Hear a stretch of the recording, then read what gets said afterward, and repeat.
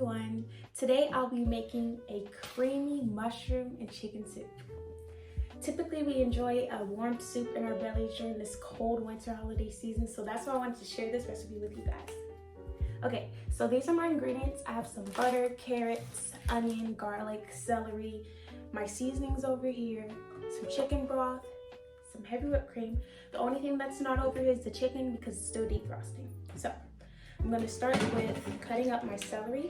I already washed and mainly prepped these already, so they're just ready to cut. I'm going to get small cuts, not thick.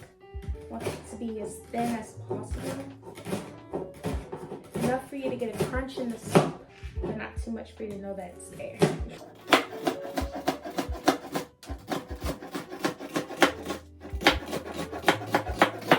Also, celery is a typical ingredient inside of a soup or a roux. So typically you start with celery, onions, garlic, and some flour and some butter. So basically that's what we're gonna do today. Start out in a roux, and then I'm gonna add in some stock to it to create a nice creamy stock and heavy whipped cream to create a nice creamy soup.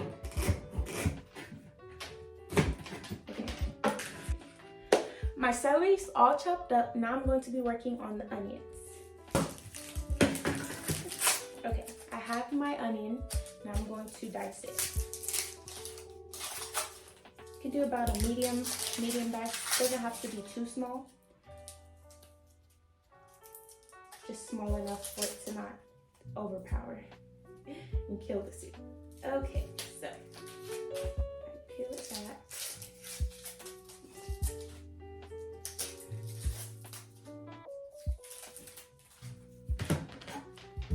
Cut off the end, do some cuts down the middle like this.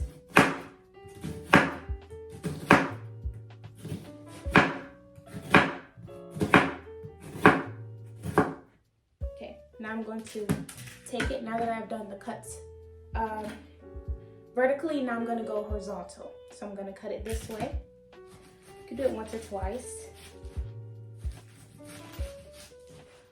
I'm actually going to do 3. It helps. And now, easily, you're just gonna cut it horizontally, and it'll come out into some diced pieces, just like this.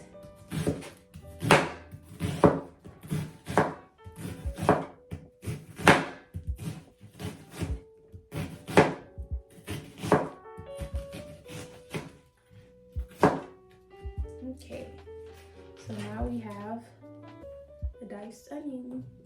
Very simple, very easy. I found that hack out a couple years ago. I was like, why is it taking me forever to dice an onion? This is why, because it's much simpler this way. Okay, my onions and my celery are cut up, and now we're going to go to my garlic.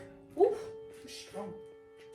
An easy way to peel your garlic, or to get the skin off your garlic, is to take the garlic, put it on its crescents, or the dip part of the D, and press down, hit your knife, and then it'll just easily come apart just like that. I also found that out a couple years ago as well. So you learn stuff as you continue to grow. So I'm just gonna chop these up as small as possible, because once again, I don't like having strong bits of garlic in soup or sauces because it can be overpowering. So we're gonna chop it up as small as possible.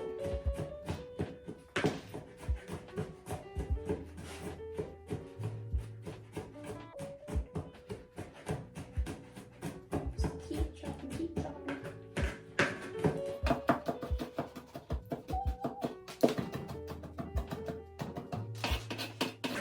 I sometimes see why people use choppers, vegetable choppers, but I enjoy doing this. It makes me happy. So this is why I take the time to dissect and cut all these delicious herbs, vegetables, and everything. And I love smelling the aroma as well. It's just like, this is why I love to cook. I love to smell it. I love to feel it. Love the way my knife feels as it's going through each groove. It's just just something that's natural. Okay, now my garlic is cut up pretty small.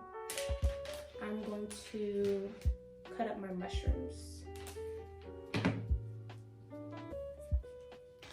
Okay, here I have some brown mushrooms, and I'm going to slice them as thin as possible because in the soup I don't want it to be chunky.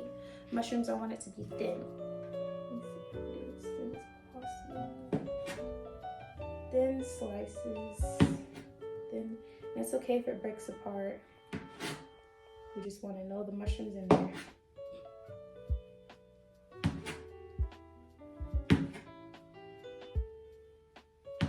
Yep, thin. So you get towards the end, you can start changing it up.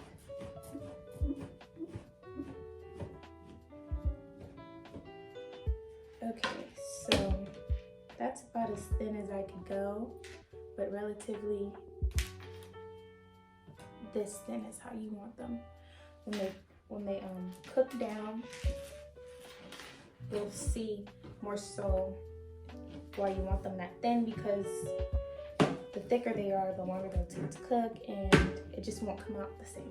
So that's why we cut them thin. It can be quite difficult cutting mushrooms. I learned the hard way, but one day at a time, one group at a time, you'll get it.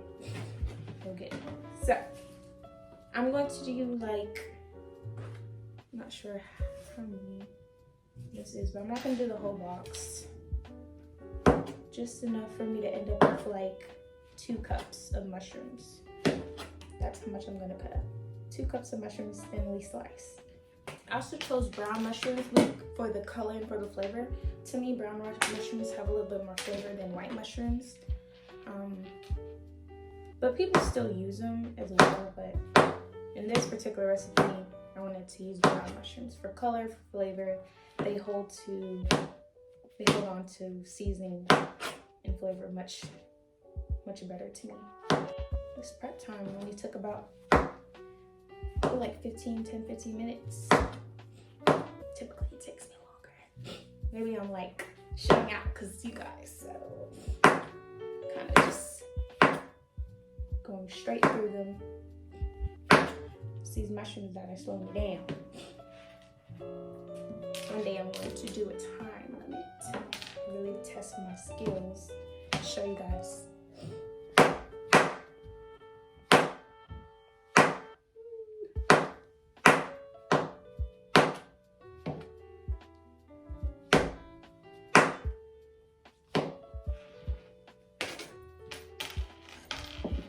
Okay, in my opinion, this is enough mushrooms. It's probably like 1.5 cups. So you could do 2 cups, 1.5 cups, whatever you feel is necessary. But these are all my herbs once they're done cut up, and they look amazing. Lift it a little bit.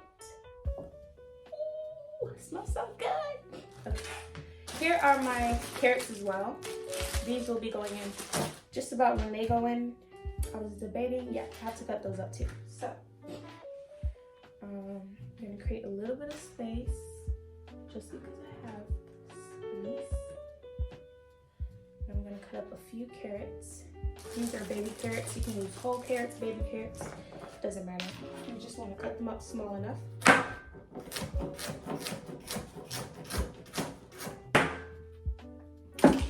So about this size is how you want your carrots to be. Nice and small. You get a little bites.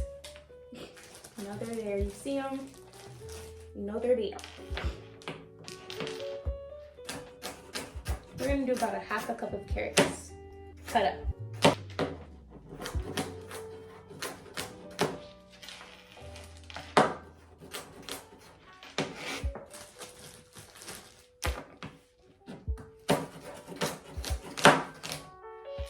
Because the mushrooms are the star of the show, that's why I'm not adding so much of everything else in there. The mushrooms and the chicken are the main ingredients that I want in the soup. So as for everything else, they're just complementing those 2 items. So that's also another thing. The serving size for this meal is about, 8. 6 to 8 is the serving size. Depends on how large you like your servings. But that's how big I'm going for. And this is all my herbs once they're cut up. Okay, I lied last time. Forgot about the carrots. So now I will be switching gears and going to my chicken.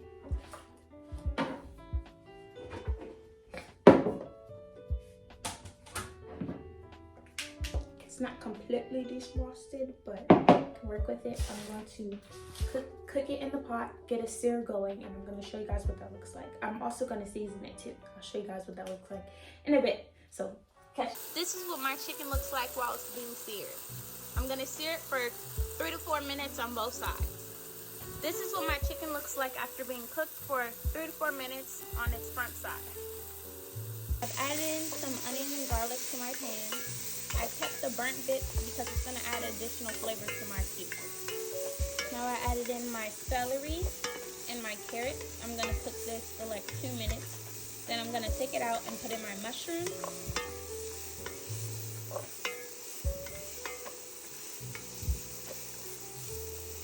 Okay, I've added in my mushrooms to cook for about 2 to 3 minutes. Then I'll be creating a roux.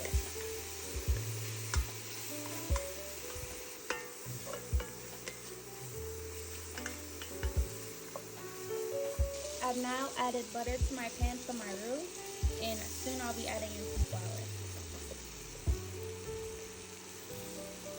Here's what my roux is looking like.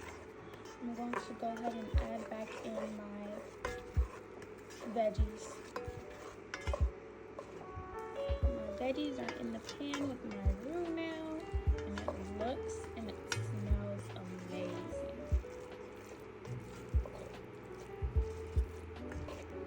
I'll be adding in my chicken and then my stock next. I've shredded and added in my chicken in the pot, and now I'll be adding in my stock. Okay guys, sorry for the confusion. It's actually chicken broth, not chicken stock. So I'm gonna add in 48 ounces of chicken stock into my soup. Okay, now I'm gonna add in 2 cups of water to my soup. And this is what it should look like. See, chicken, mushroom, everything. At low heat for about 20 minutes.